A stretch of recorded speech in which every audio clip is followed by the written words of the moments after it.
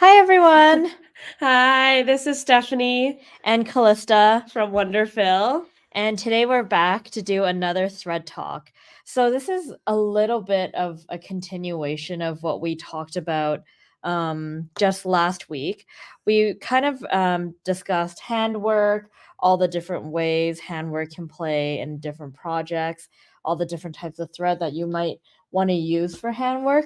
And we dabbled a little bit, I would say, into like the hand quilting or the big stitch, but we kind of covered it pretty briefly. Yeah, I would say if you guys didn't check out last week's thread talk, it heavily focused more on, I think, embellishment type handwork. And we did touch briefly on a few topics today, but Clista and I really wanted to go a little bit deeper into big stitch quilting and big stitch trends because it was a little bit more glossed over. We didn't have enough time last week. So I think if you guys have any questions, again, you can just type it into the chat. We have Bethany behind camera who will help us moderate.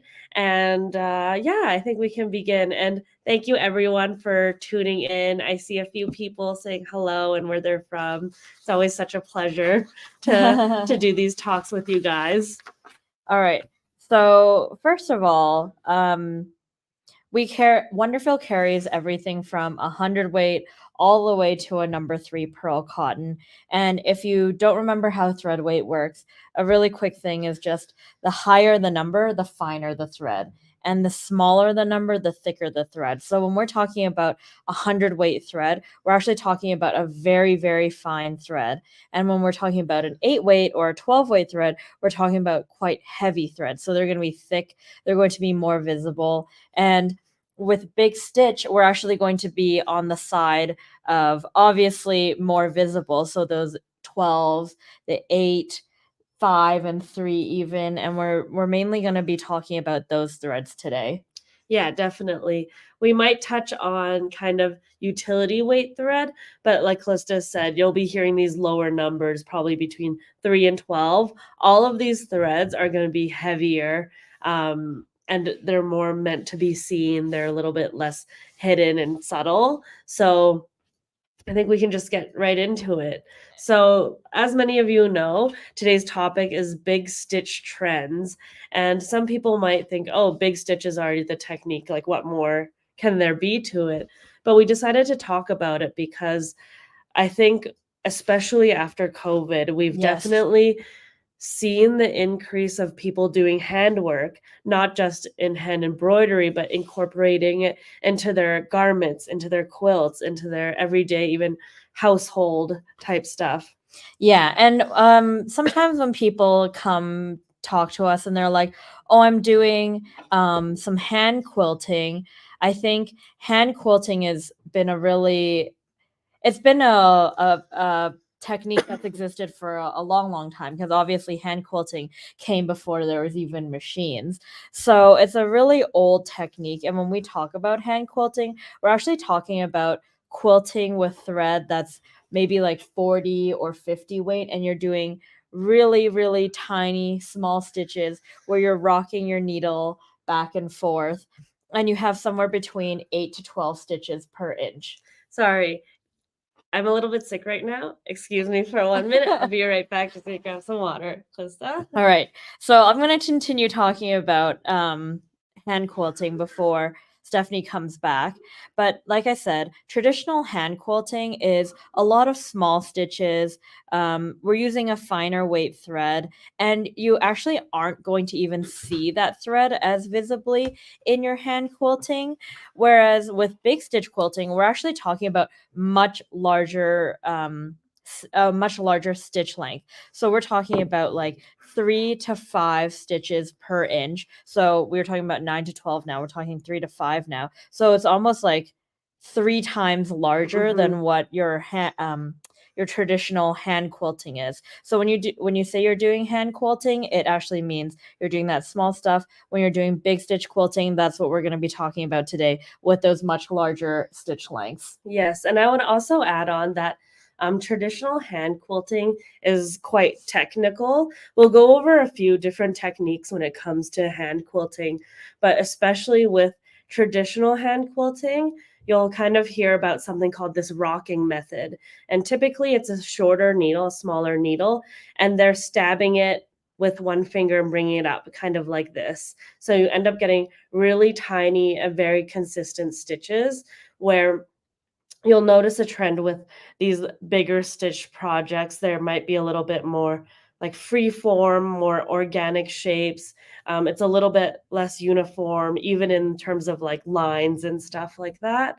So I think we might have a picture of I just have a some traditional picture. handwork. Yes. Oh, so it's actually a comparison Mhm. between hand and one sec. I'm just gonna put it to Mhm. this camera. Oh, let's make this the full screen. So in this example here, we just tried to mock this up by computer. So you can see by hand, if we have stitches per inch, we have, I think we have about like 9 to 10 stitches per inch here. And this is just to kind of give you an idea of like how much more dense it is. Obviously, this is not how it exactly looks in a quilt, but this is how many more times you'd be having to go up and down versus like big stitch where your stitches are actually like a lot larger. So again, this is not like a real example of how the stitches would look in a quilt, but just to show you the difference in like how many dash lines we even have in an inch versus like from the hand and the big stitch. Mhm. Yeah. And I would even emphasize the fact that the traditional hand quilting is really impressive because here we don't have quite as large gaps, but there'd actually be almost equal size stitch length to gap size. So those stitches are actually even shorter. Yeah, And so exactly. when you look at a lot of these, I think especially European made quilts or Japanese quilts where there's a lot more handwork, you'll notice these really intricate small stitches and it's really, really beautiful.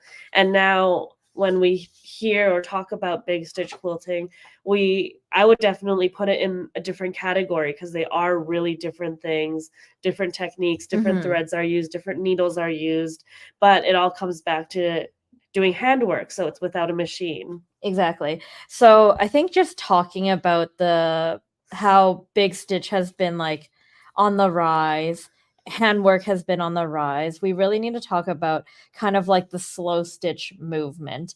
And I think that more and more things like this, doing things by hand, I feel like people are already a lot more new sewers are coming in because they wanna make more things by hand, and then on top of that, a lot of people are also doing a lot more handwork as well, and I would say that's because I think in the world today, everything is so instantaneous, like instant gratification. Very busy, like, you It's can't very stimulating, everything that we see, like, on the TV, like, on our phones.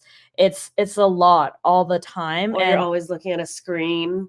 yeah, and I feel and even, like, the sewing machines are getting, like, bigger and bigger Yeah, some have screens almost, like, nowadays. iPad-sized, computers next to the sewing unit, right? So Exactly, and I think, like, slow stitching really, like, takes it back and, like, is just a very, like, meditative thing that people can do. It's kind of a break away from, that overstimulating environment that we all have around us, and it's relaxing, it's portable, especially now coming into, like, summer and vacation and road trips. It's, like, a great way to bring a project with you on the road while you travel. and I think the other thing that's emphasized with this type of slow stitching is when people look at handwork projects that are completed, I think it looks quite intimidating.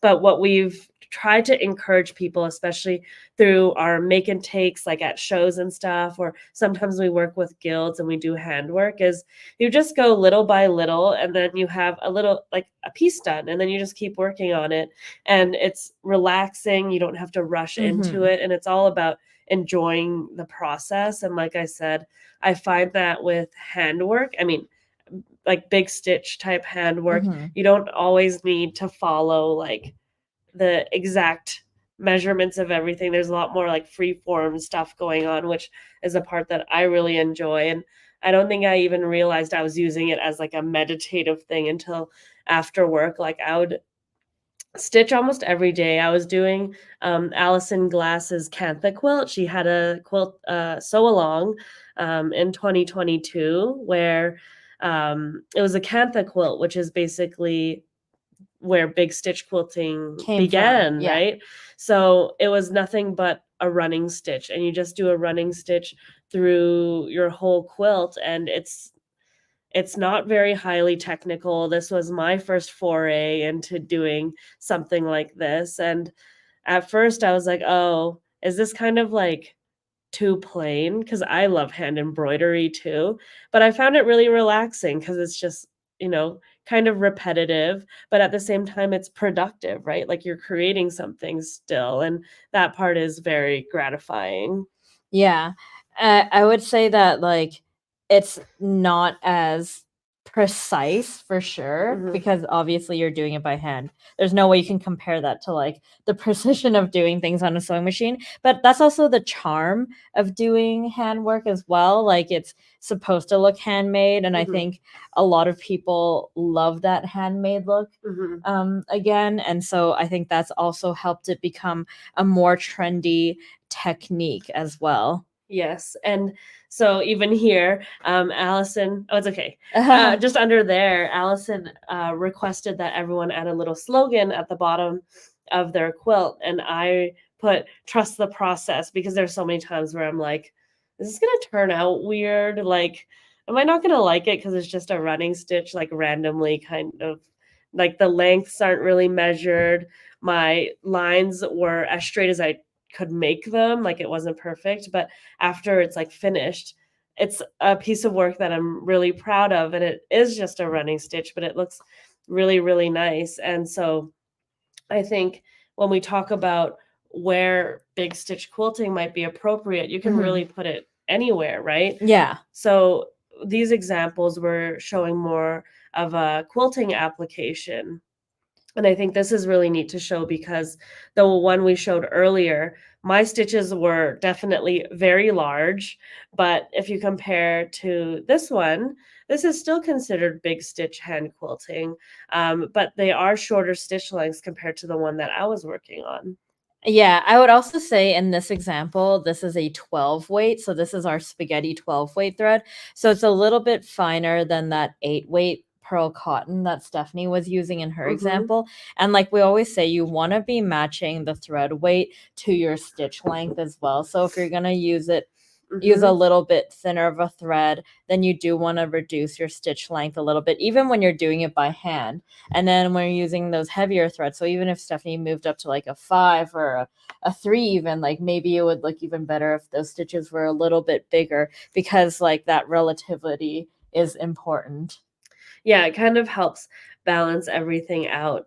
And other areas where you might see big stitch quilting is, or yeah, big stitch quilting aside from quilts is outlining certain motifs. We've seen it many times, like applique.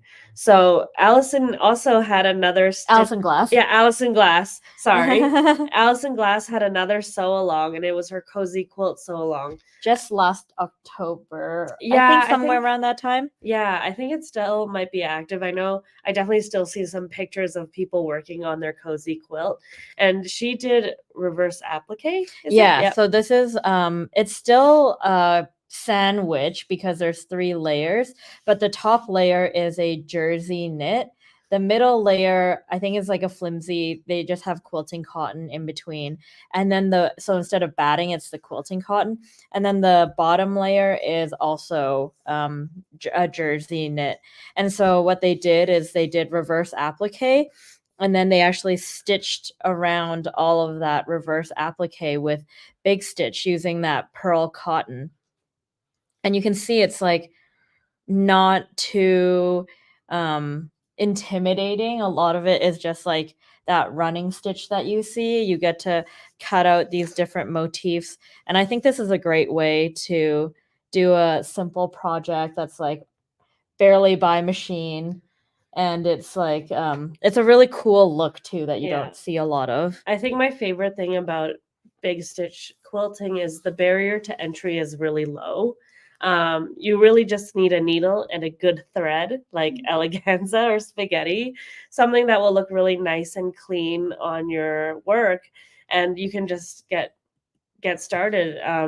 And in these examples, we're showing more like running stitches, but we've seen more simplistic motifs too, like crosses or French knots added onto quilts. That can Mhm. all be incorporated into big stitch quilting as well.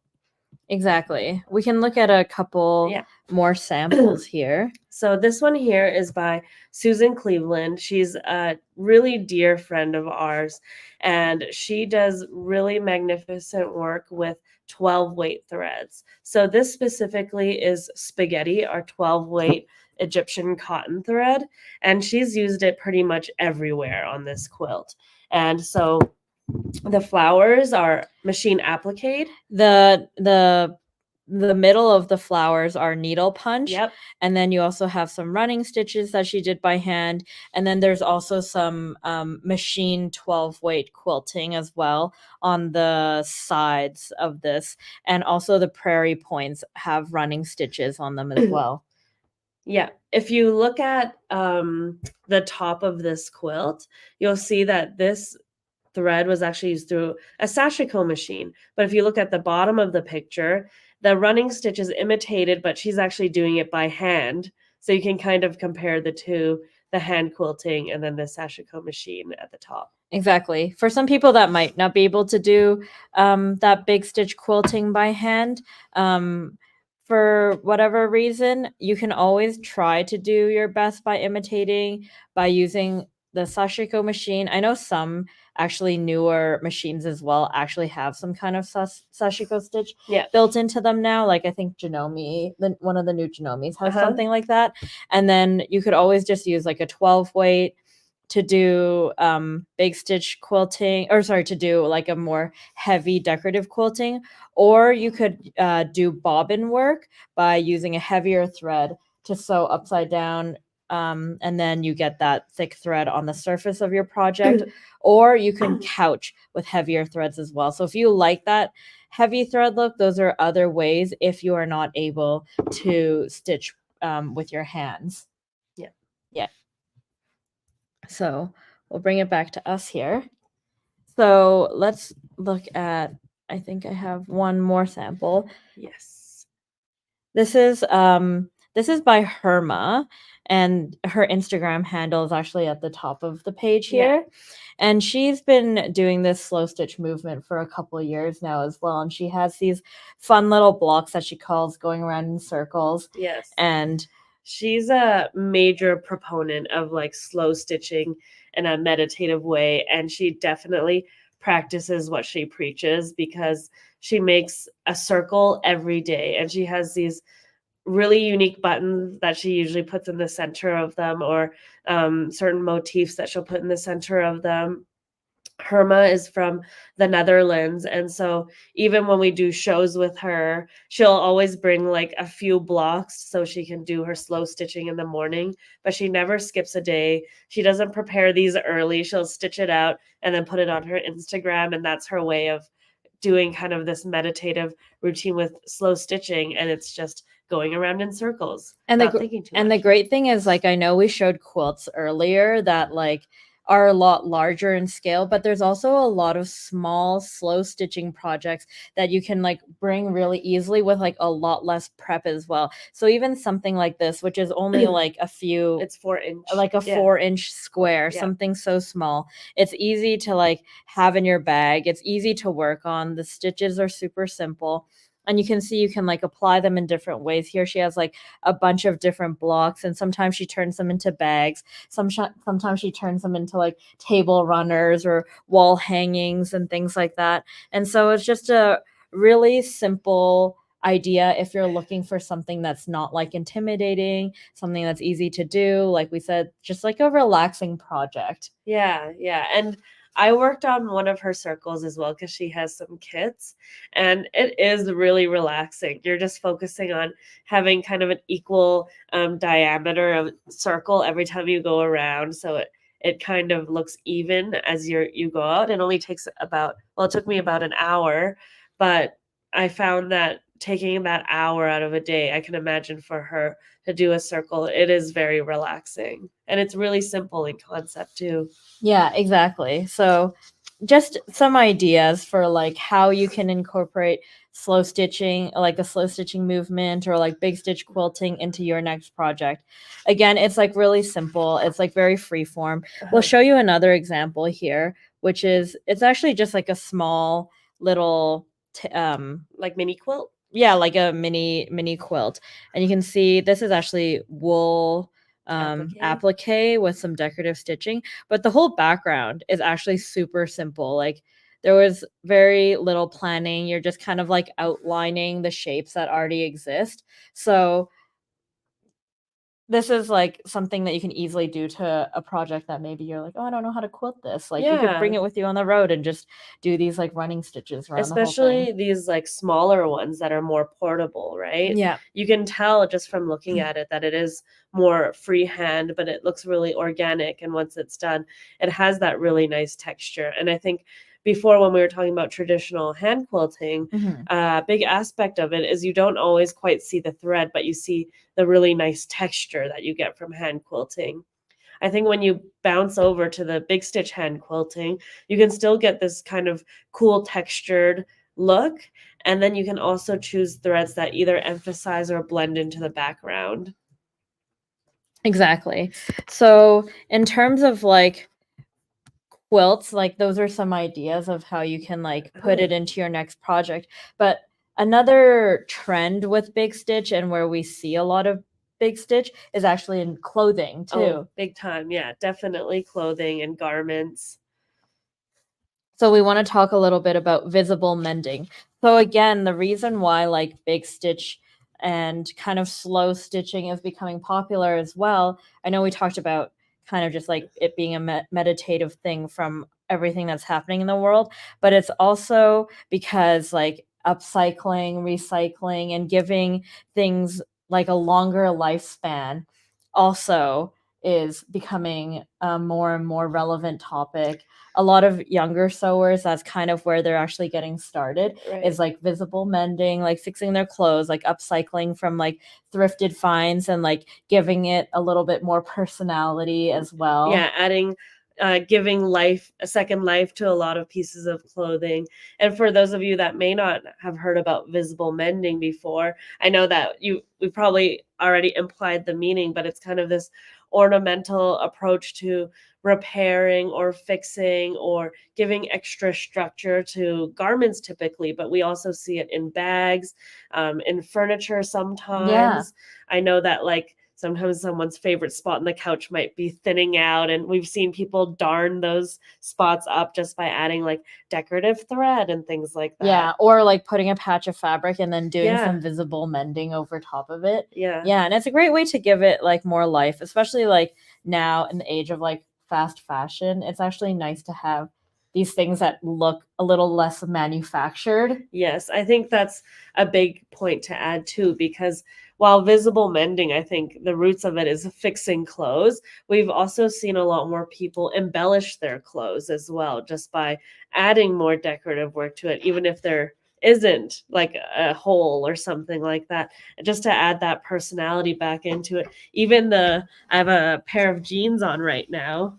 I'm not sure if you can see right here. That also has some visible mending on it too. And so I think that these again are such simple ways that people see that are very doable. They don't require a sewing machine. It's portable, it's quick. And the best of all, it looks really cute. It looks really nice. And you can say that you patched it up yourself. Exactly. Like, even when we were talking about those small little patches that we made earlier, that Herma made earlier Hmm. with the going around in circles, you can kind of like do that same concept. It doesn't always have to be circles, but here we just took kind of like different scraps of fabric and made like little cute patches and things like that, and then applied it onto like a backpack. Hmm. And this backpack may not be worn down per se, but like we've applied kind of like something that looks like visible mending or like some slow stitching onto like bags or totes and stuff like that. Mhm. Again, to give it character, maybe this is something that you thrifted and you want it to have more personality to it or something like that. And then, like Stephanie was talking about earlier, darning is like a huge thing as well. And here with the threads that we're using on this tutorial, this is actually up on our YouTube channel. This is how to darn a sock. And here we're using a darning mushroom, and I believe we're using our number 3 Yep. eleganza here. So we just did a really simple like weaving technique over the whole of this sock. And I actually love how that looks. It's almost more cute than original, Like just like the like original. the original sock. It looks like it's actually such an intentional design that maybe some people would have paid for. So it's a great way to add character into like some old clothing, or maybe even some like new clothing that you just got from like the thrift store or something like that. Mhm. And another way to kind of do like a slow stitching activity at the same time. Definitely. And then here we have some different slow stitch things. So we've shown a lot of running stitches, but of course you can use different types of stitches for your slow stitching or hand big stitch quilting as Yeah. well. And again, all you need is a needle and a nice thread, and you can achieve these. Like this is kind of the motifs I was mentioning earlier, where instead of just doing a running stitch, you can do things like this, like little crosses, little X's to add a bit more flair. Exactly. And this is a bag that a customer showed us at QuiltCon. And you see there's like lots of visible mending techniques, a lot of big stitch all over it. Yeah, the little beige patch in the center was what she made at our make and take, and she was inspired and then ended up creating a whole bag of different scrap fabrics that she patched together and just did all visible mending for. Exactly. And this is like lots of bits of old denim and Yeah, jeans. So yeah, again, with like that whole upcycling trend, it all kind of like goes together. yeah, yeah, definitely. Yeah. So I think what we haven't touched on quite specifically is maybe the threads that are most common yes. that we see for doing visible mending or big stitch quilting. Yes. I would definitely say favorite threads are a 12 weight thread we have called spaghetti or fruity, and we also have an 8 weight thread called eleganza. But if we want to just Sure. yeah, we can switch cameras and kind of show you what we have here. So many of you might be familiar with this thread here. Sorry, the camera's not mirrored, so I'm kind of going different directions here. But this is our 8 weight thread eleganza, and this is our 12 weight thread spaghetti. There we go. Okay, so these are kind of on I would say the thinner side of big stitch quilting, but I would say also the most popular weight because it's thick enough that you're going to see it when you're doing any quilting with it. Bethany's just going to sneak over here and help us focus in a little bit so you can see the threads better. Hold on. It's still a bit blurry. What if we zoom out a bit? Yeah, we can zoom out a bit. Am I zooming out? Is this Yeah. the right. Okay. Our camera's just trying to focus, but hopefully you can see the thickness of the thread. This is an 8 weight pearl cotton. It has that rounded shape. So this is the thread that I was using to do the Allison Glass Cantha quilt. And it was also the one used in the cozy quilt, so along as well with the reverse applique. Yes, and then I'll pull out a strand of the 12 weight so you can see by comparison. Oops. There we go. I'll hold these both taut so you can kind of get an idea. All right.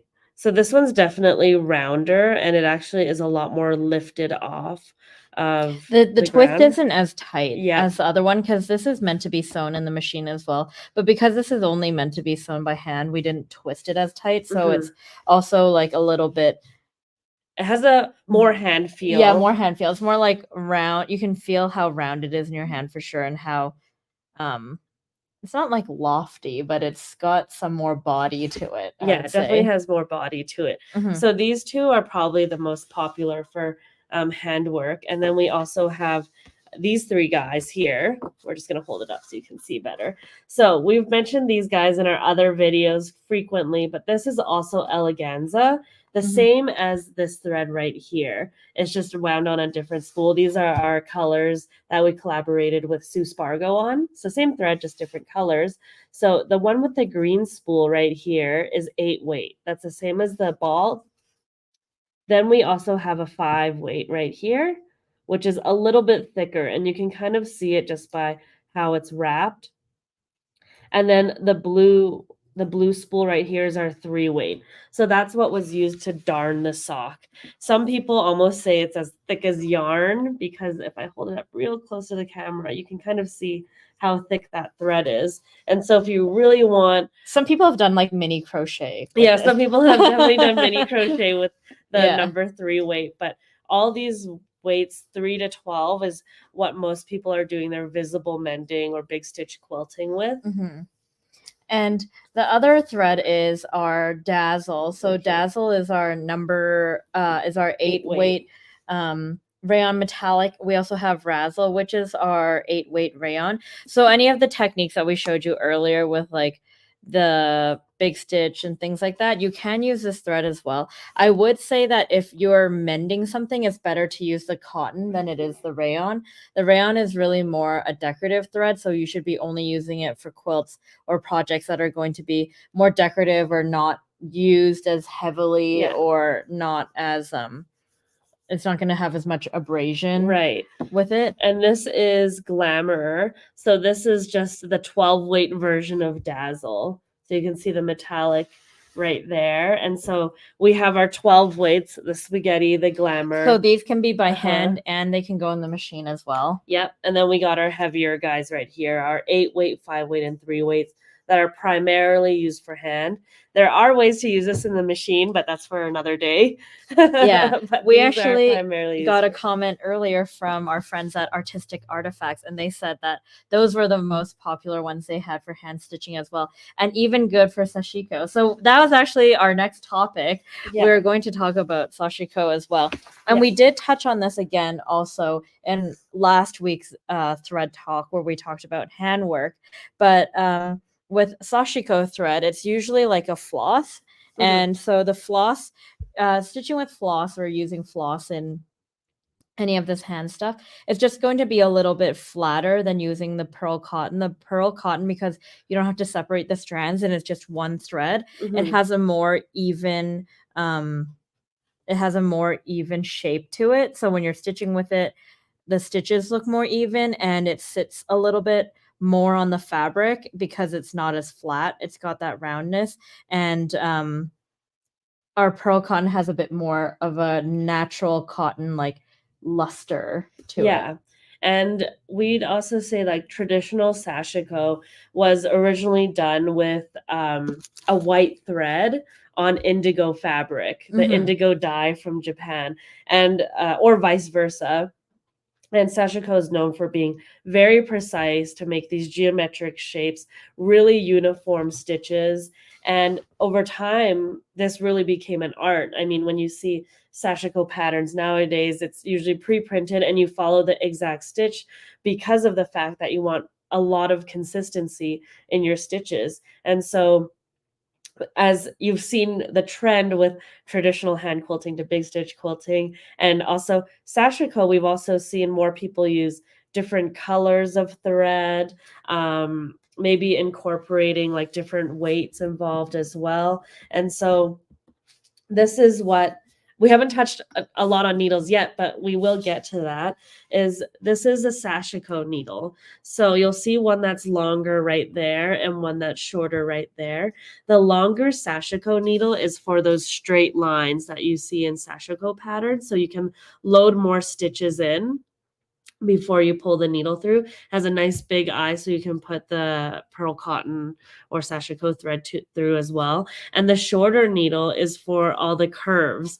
And although that seems like pretty intuitive, I would say that like it took me a while to realize that's what it was for. So the shorter needle is for those curves in the Sashiko pattern, and the longer needle is for the straight lines. So in this example, we actually used a variegated pink pearl cotton, not a Sashiko thread.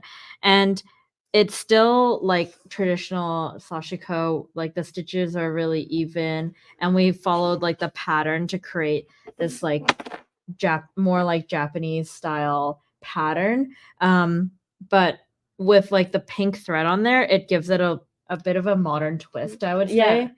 And besides using like eleganza, you can also use like the dazzle. I know it might be a little bit difficult to see here, but here we actually use that dazzle, that rayon metallic thread for the Sashiko. And again, you can still get those really even stitches, but this thread is going to have more sheen. It's going to look a little bit more decorative, but you'll still be able to achieve that really stunning, yeah, geometric, very uniform, traditional pattern design that's very like typical of Sashiko and Japanese design. in Japanese design. That's right.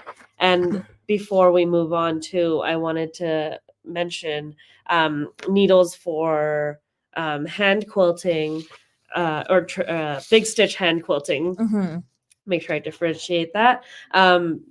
So we don't skip over that. So we kind of showed you the threads that we typically use, which is the 12 weight and the 8 weight. Mm-hmm. So our favorite needles to use for this, and let me put a disclaimer out there that I think for handwork especially, there's a lot of variance in terms of what people suggest for needle sizes.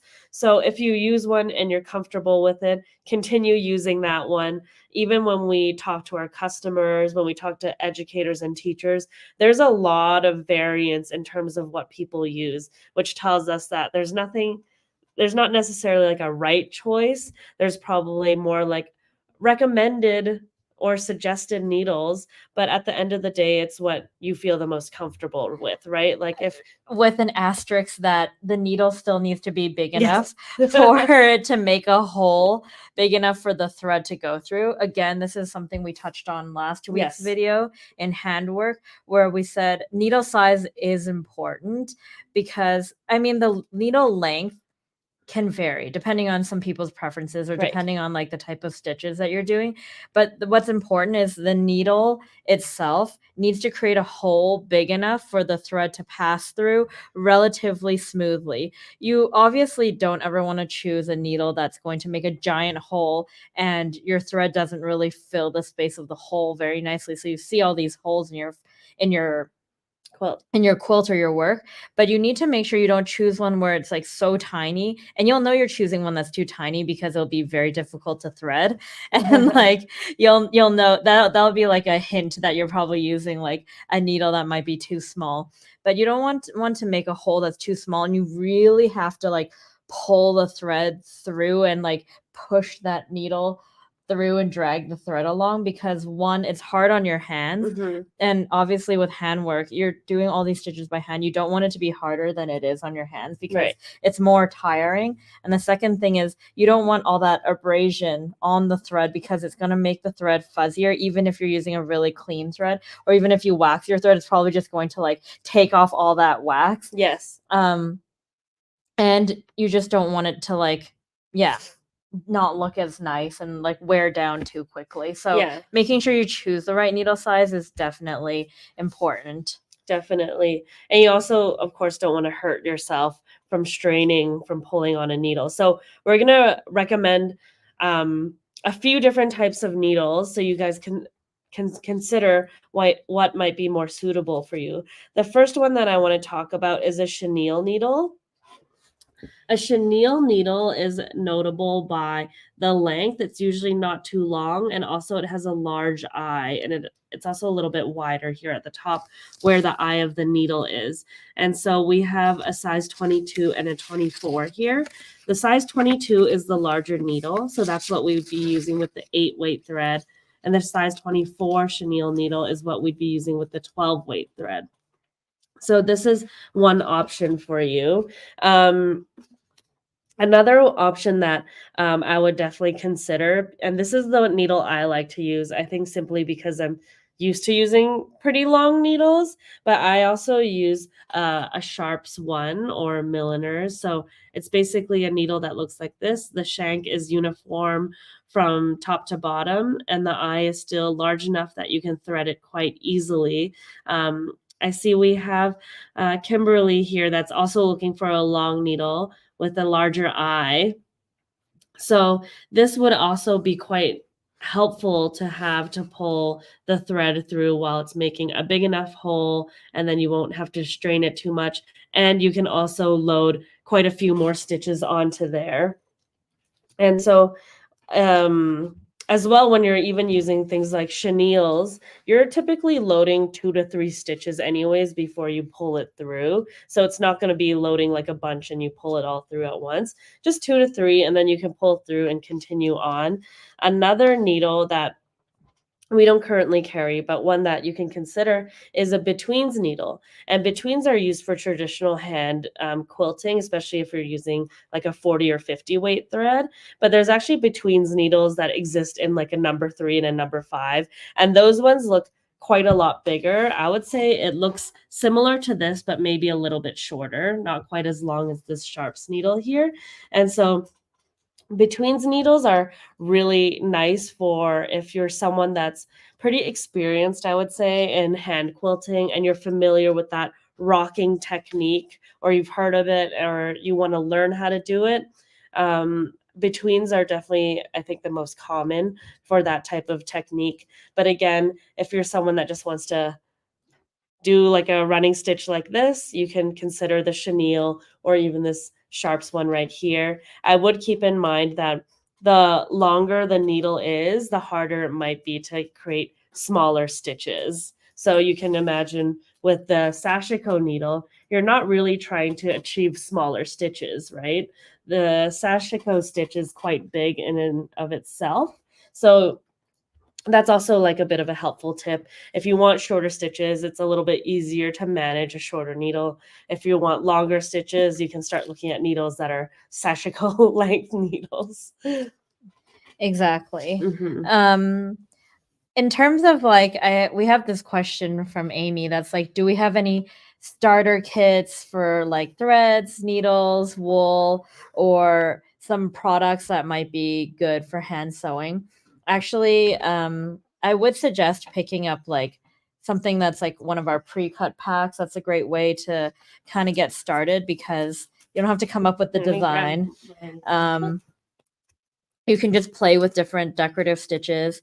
What we showed you earlier, you can go and follow Herma's Instagram because her project is super simple to do with the going around in circles where you just do like straight running stitches around like a button or something, and we showed you a few different ways how you could like apply it, and those are really tiny blocks that you could carry anywhere, and you can create a bunch of them with friends or like just Uh-huh. over time, and then you can eventually turn it into another project as well. Yeah, I would say even like if we're specifically talking about trying out hand quilting, big stitch hand Yeah. quilting, I think almost everyone's kind of made this log cabin table mat or coaster. You can try even just doing some hand quilting on that to begin with and then work on bigger pieces over time. If you're specifically talking more about like hand embroidery, which is a little bit different, I would definitely check out last week's talk. We do have pre-cut wool kits like this.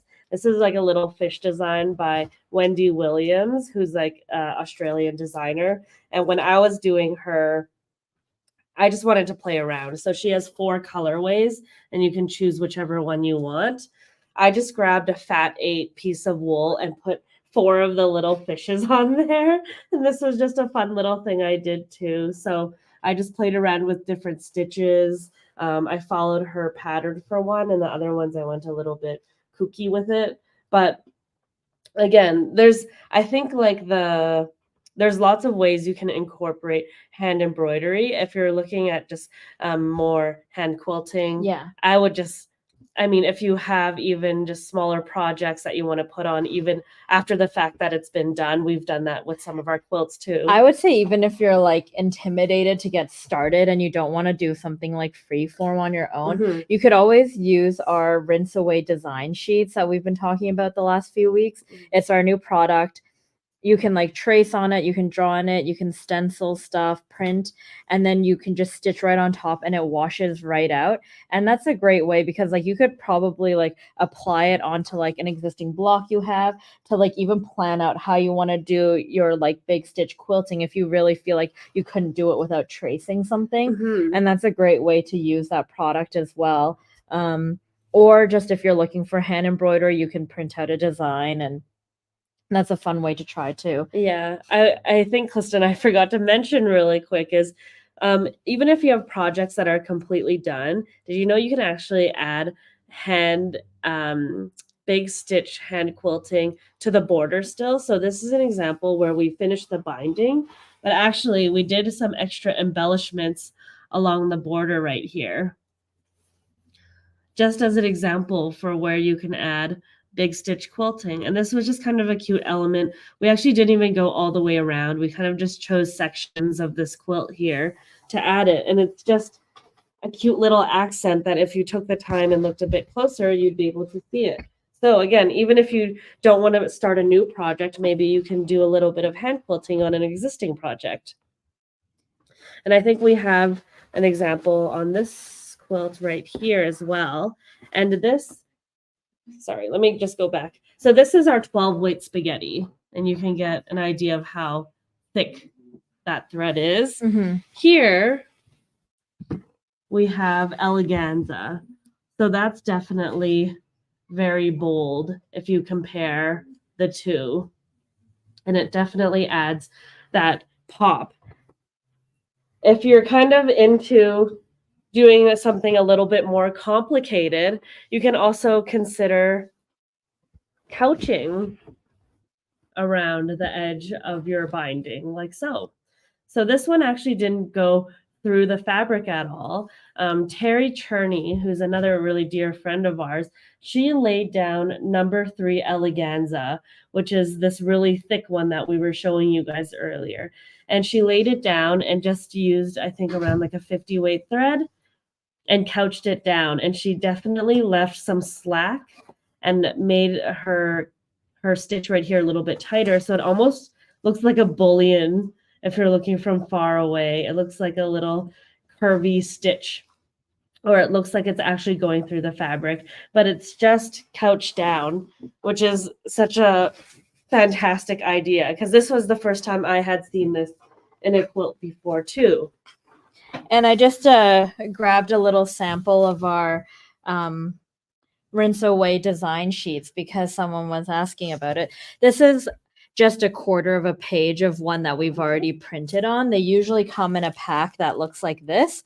And so they're printer sized paper, and they come with a grid design as well on the back. And you just take the product and you can peel up the corner here like this. And you can actually see how thin it is because you can fully see like my thumb right behind it. It's very easy to see through. And then you can apply it onto something like this and then stitch right on top of it. You can see it's really easy to like give you an idea of like how to do the stitches, like where to do the stitches. And then when you're done, you can just wash it out and it looks just like that. My favorite thing about the design sheet that's my favorite thing is that it doesn't make your needle gummy, and that's a major highlight for someone that does handwork. Doesn't make your needle gummy, and it also rinses away very easily, very quickly. So you don't have to like soak it, and then you won't have to like rub your embroidery or your handwork very heavily.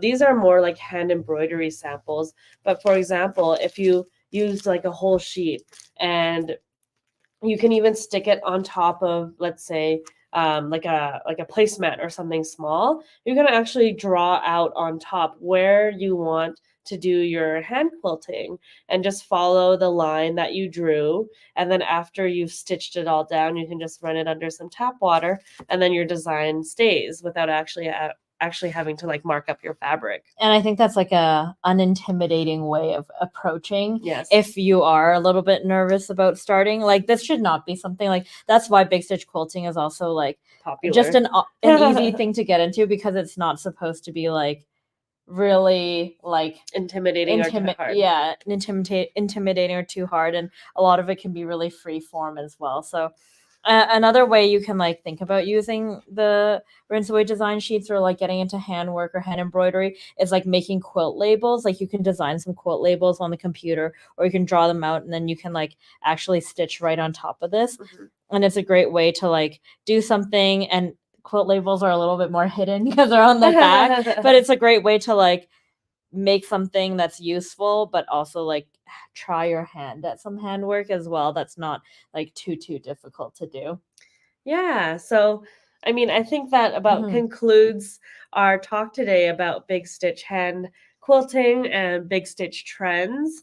If you guys have any more questions, or if there's any topics you're interested in us talking about in the future, please let us know. Our eyes and ears are always open to talking about different stuff. You know, Calista and I always have way too much information about thread in our brains, so we need an outlet to get it out and show you guys some cool stuff. So thank you so much for joining us today. Yeah, and if you didn't know, I think someone mentioned earlier in the comments that we are doing a block of the month with wool. So if you're looking again to get into handwork, like wool stuff is like super fun to do, and like it's not too late to join. We're only a couple months in, and what else was I gonna say? Make sure you subscribe to our YouTube channel, because you'll be getting updates on when we do more live videos, or our Facebook page. We share it on both of those platforms. Our newsletter has a lot of really great hints and tips, and we're always trying to share as much through education as we can,